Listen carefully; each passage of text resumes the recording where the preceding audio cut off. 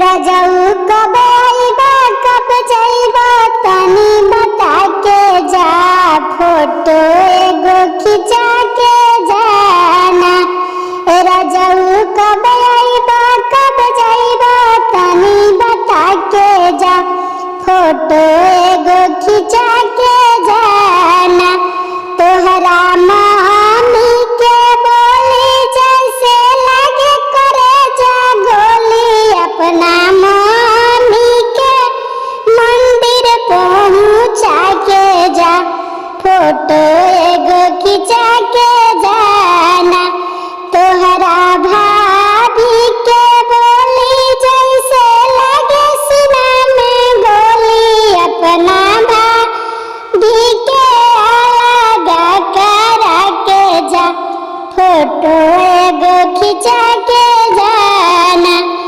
अपना